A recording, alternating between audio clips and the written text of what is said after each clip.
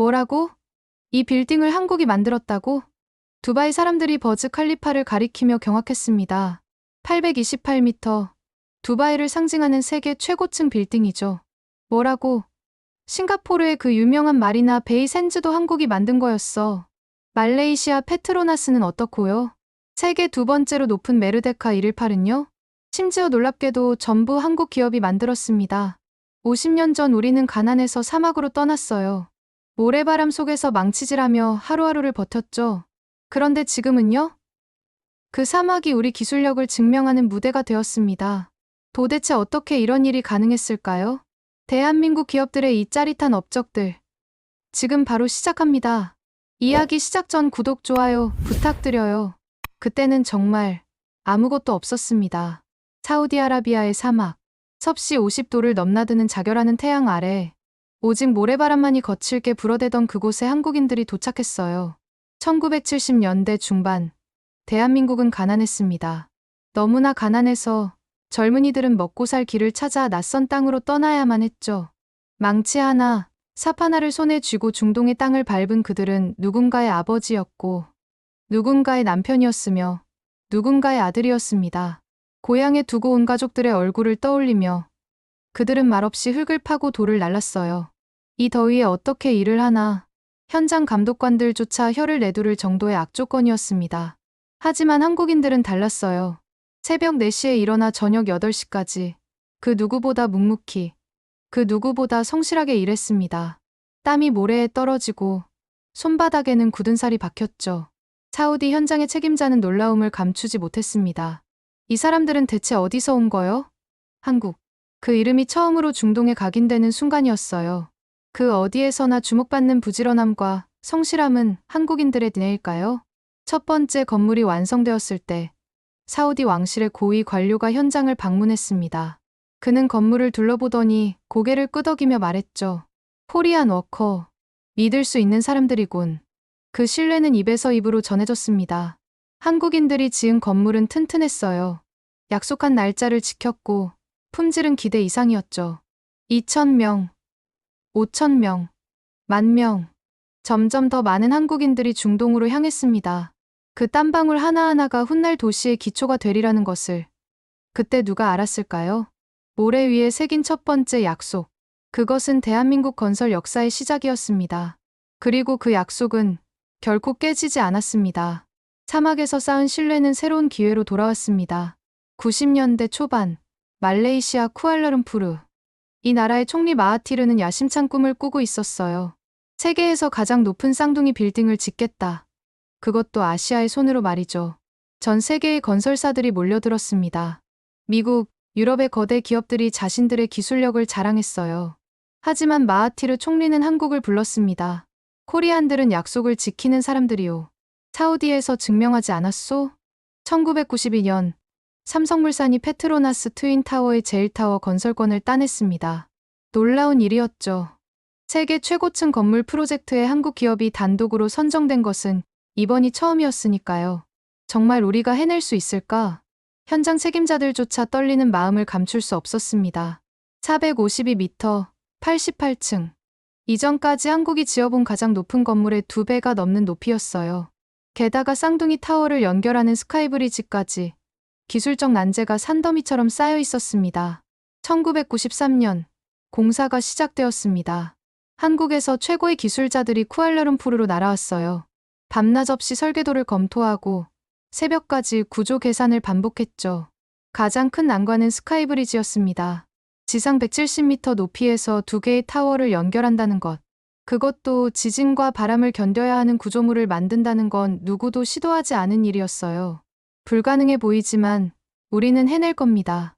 삼성물산의 젊은 엔지니어들은 밤을 새워 새로운 공법을 개발했습니다. 300톤이 넘는 강철 구조물을 공중에서 조립하는 기술. 그것은 세계 건축 역사에 없던 도전이었죠. 1995년 6월 어느 날 드디어 스카이브리지가 공중에 떠올랐습니다. 수백 명의 인파가 숨을 죽이고 지켜보는 가운데 2개의 거대한 철골 구조물이 천천히 하늘에서 맞닿았어요. 성공입니다. 말레이시아 언론들이 일제히 보도했습니다. 한국의 기술이 불가능을 가능으로 만들었다. 1996년 페트로나스 트윈타워가 완공되었습니다. 세계가 놀랐어요. 한국은 이제 더 이상 단순히 건물을 짓는 나라가 아니었습니다. 세계 최고층 건물을 완성해낸 세계 정상급 기술력을 가진 나라였죠. 쿠알라룸푸르의 하늘에 새겨진 이름, 삼성물산. 그것은 세계의 하늘에 대한민국이 서명한 역사적인 순간이었습니다. 페트로나스의 성공은 세계를 놀라게 했고 중동은 다시 한국을 불렀습니다. 2000년대 초반 두바이의 통치자 셰이크 무함마드는 더 큰 꿈을 꾸고 있었어요. 사막 한복판에 세계 최고층 빌딩을 세우겠다. 그 높이는 무려 828m. 인류 역사상 누구도 시도하지 않은 높이였습니다. 한국 기업은 참여하지 않소? 두바이 왕실의 물음에 삼성물산이 손을 들었습니다. 2004년 버즈 칼리파 프로젝트가 시작되었어요. 하지만 이번엔 단독이 아니었습니다. 전 세계 최고의 건설사들이 컨소시엄을 구성했고 그 중심에 삼성물산이 있었죠. 이 더위에 콘크리트가 제대로 굳을 수 있을까요? 현장의 우려는 현실이었습니다. 사막의 낮 기온은 50도를 넘나들었고 밤과 낮의 온도 차이는 20도가 넘었어요. 이런 환경에서 초고층 빌딩을 짓는다는 건 상상을 초월하는 도전이었죠. 한국의 엔지니어들은 해법을 찾아냈습니다. 밤에 콘크리트를 타설하고 얼음을 섞어 온도를 낮추는 특수 공법을 개발한 거예요. 밤의 건설자들, 현지 노동자들은 한국인들을 그렇게 불렀습니다. 가장 큰 난제는 펌핑이었어요. 600m가 넘는 높이까지 콘크리트를 끌어올린다는 것. 그것은 중력과의 전쟁이었습니다. 기존의 펌프로는 불가능했죠. 삼성물산의 기술진은 독일, 일본의 전문가들과 머리를 맞대고 새로운 슈퍼 펌프를 개발했습니다. 초고압 펌핑 시스템. 그것은 콘크리트를 700m 높이까지 밀어 올릴 수 있는 세계 최초의 장비였어요. 2006년 어느 날 역사적인 순간이 찾아왔습니다. 버즈 칼리파가 600m를 돌파하며 당시 삼성물산이 건설한 페트로나스 빌딩을 제치고 세계 최고층이던 타이페이 100일을 넘어선 거예요. 현장의 모든 인부들이 환호성을 질렀습니다. 우리가 해냈다. 우리가. 하지만 공사는 여기서 멈추지 않았습니다. 700m, 800m. 버즈 칼리파는 멈추지 않고 하늘을 향해 치솟았어요. 한국의 기술자들은 단 하루도 쉬지 않았습니다. 2009년 9월 버즈 칼리파의 첨탑이 마지막으로 설치되었습니다. 828m. 지구상에서 가장 높은 구조물. 그 심장부에는 한국의 기술이 뛰고 있었어요. 2010년 1월 4일 버즈 칼리파 개장식. 전 세계의 언론이 두바이로 몰려들었습니다. CNN은 이렇게 보도했죠. 한국의 건설 기술이 인류의 한계를 다시 썼다. 한때 사막에서 모래를 나르던 나라가 이제는 세계의 중심에서 하늘을 쌓고 있었습니다. 버즈 칼리파, 그 이름 속에 새겨진 대한민국의 자부심이었습니다. 버즈 칼리파의 성공 이후 세계는 이제 한국을 먼저 찾기 시작했습니다.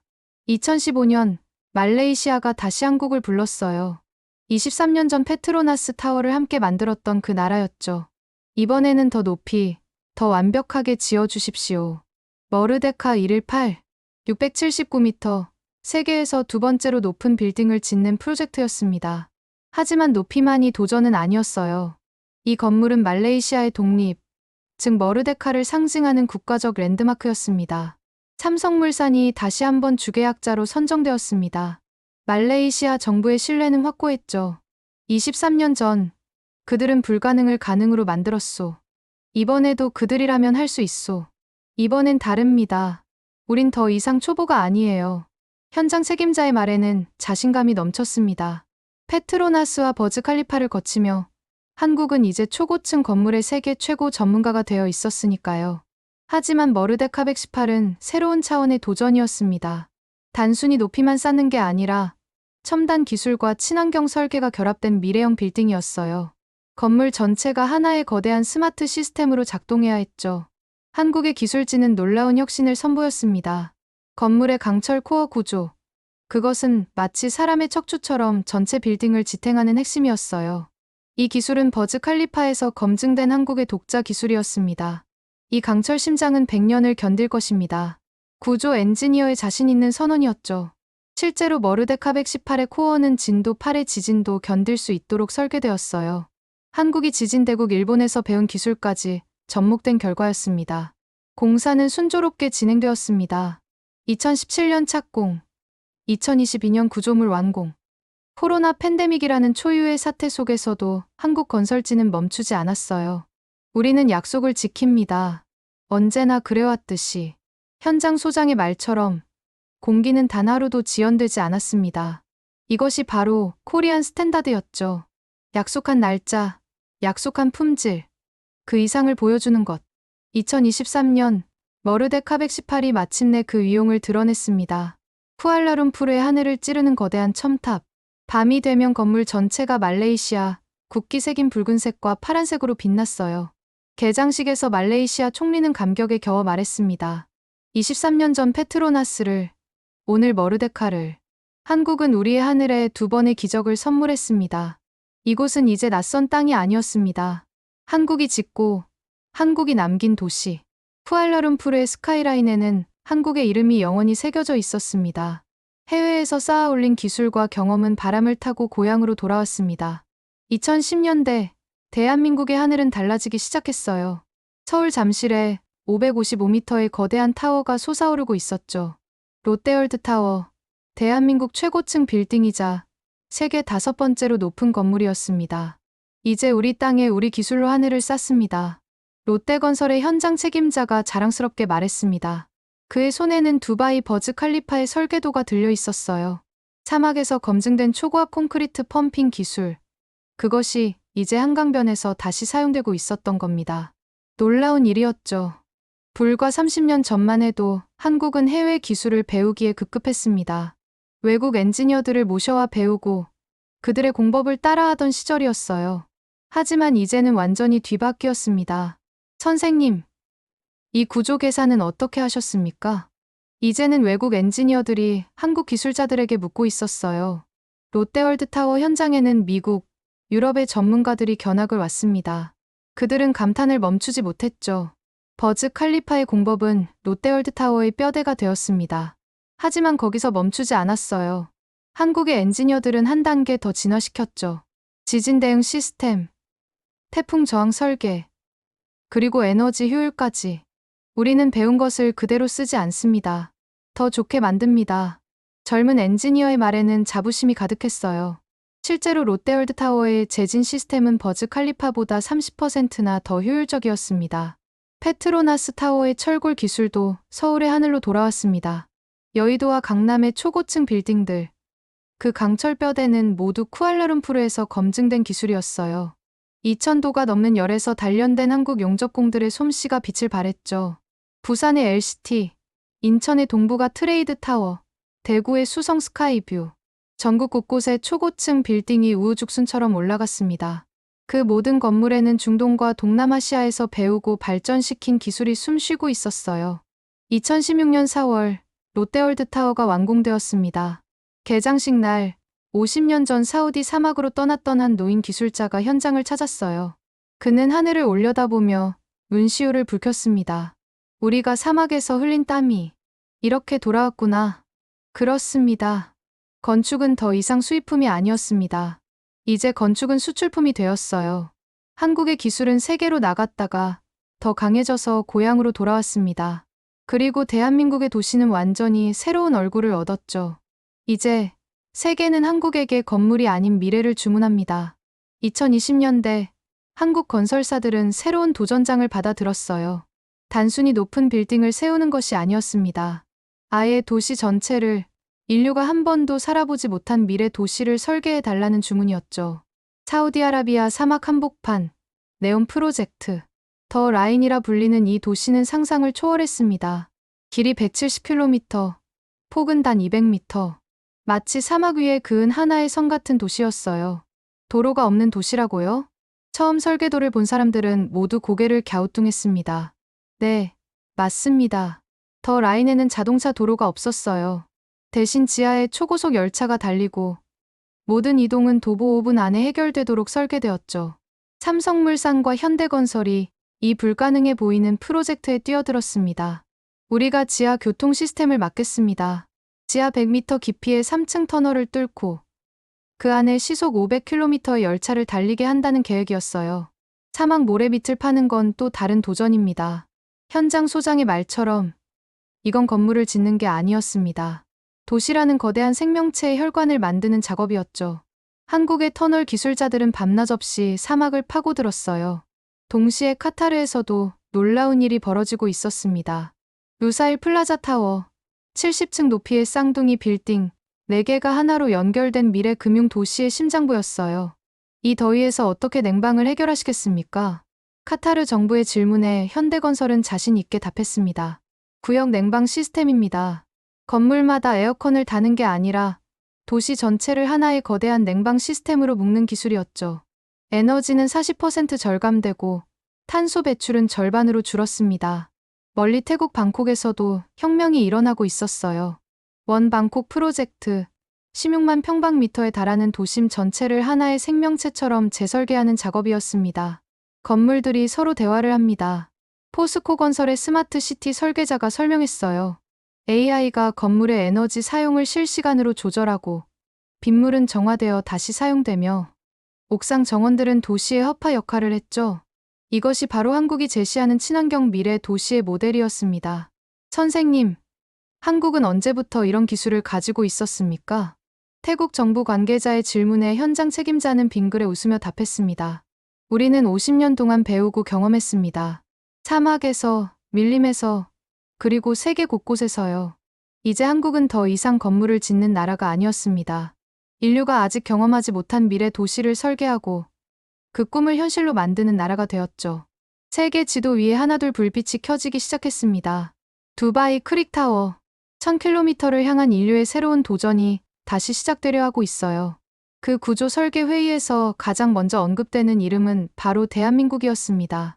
버즈 칼리파를 완성했던 그들이라면 세계 최고층의 기억을 가진 나라, 그것이 바로 한국이었죠.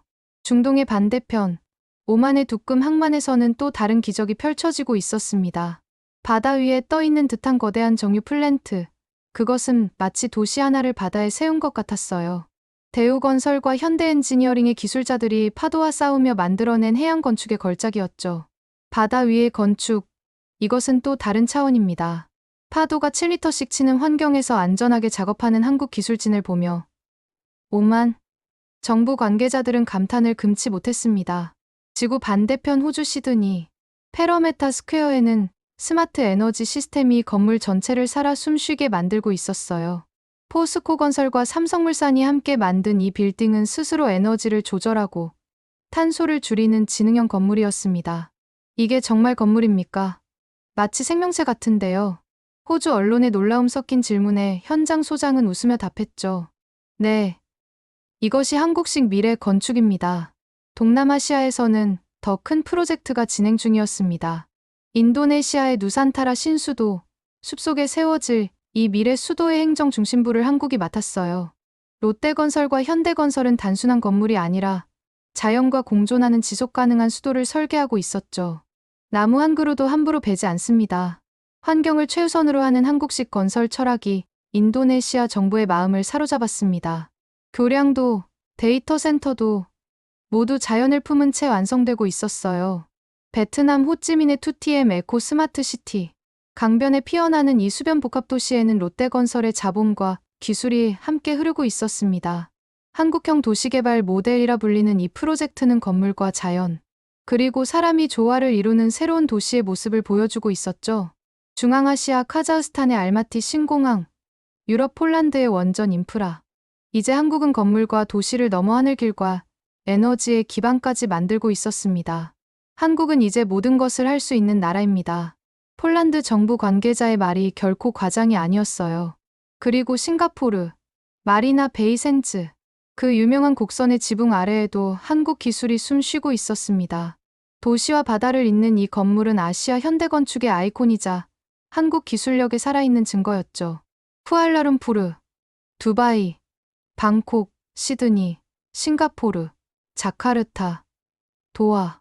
세계의 모든 하늘에 한국의 이름이 새겨져 있었습니다.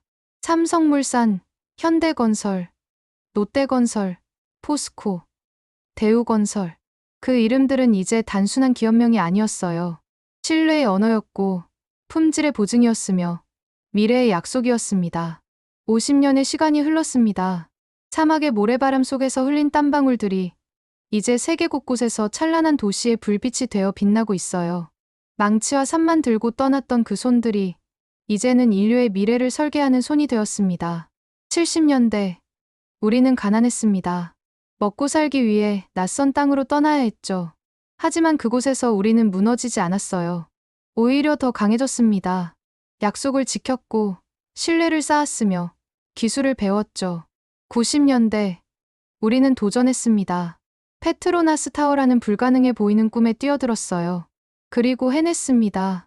세계가 놀랐고, 우리의 이름이 세계의 하늘에 새겨졌죠. 2000년대, 우리는 한계를 넘었습니다. 버즈 칼리파, 인류 최고층 건물의 중심에 한국이 있었어요.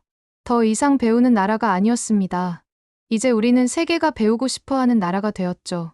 그리고 지금, 2020년대, 우리는 건물을 짓지 않습니다. 우리는 도시를 설계해요. 사람들의 삶이 펼쳐질 미래를, 아직 태어나지 않은 세대들이 살아갈 공간을 만들고 있습니다. 네옴의 사막에서, 두바이의 하늘에서, 방콕의 강변에서, 시드니의 도심에서, 자카르타의 숲속에서, 지구 곳곳에서 한국의 기술자들이 땀 흘리고 있어요. 그들은 50년 전 사우디로 떠났던 그 선배들의 후예입니다. 이제 우리는 세계 최고입니다. 그것은 자만이 아니에요. 50년간 쌓아 올린 땀과 경험, 그리고 끊임없는 도전이 만들어낸 자부심입니다. 세계가 인정하고, 세계가 찾는 대한민국의 건설 기술이죠. 밤하늘을 올려다보세요. 쿠알라룸푸르의 페트로나스가, 두바이의 버즈 칼리파가, 서울의 롯데월드타워가 별처럼 빛나고 있습니다. 그 빛 하나하나가 대한민국의 이야기예요.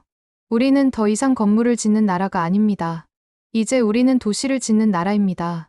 미래를 설계하고 꿈을 현실로 만드는 나라죠. 그 하늘을 올려다보세요. 그곳에는 우리의 손길이, 우리의 시간이, 우리의 이름이 영원히 서 있습니다.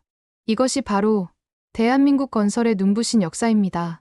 뼛속 깊이 부지런하고 성실한 니네가 있기에 가능하지 않았을까요? 대한민국 건설의 기술이 대체 어디까지 발전해 나갈지 기대가 됩니다. 영상 재밌으셨다면 구독, 좋아요 부탁드립니다. 여러분의 구독과 좋아요가 영상 제작에 큰 도움이 됩니다. 그리고 여러분의 생각도 댓글에 남겨주세요.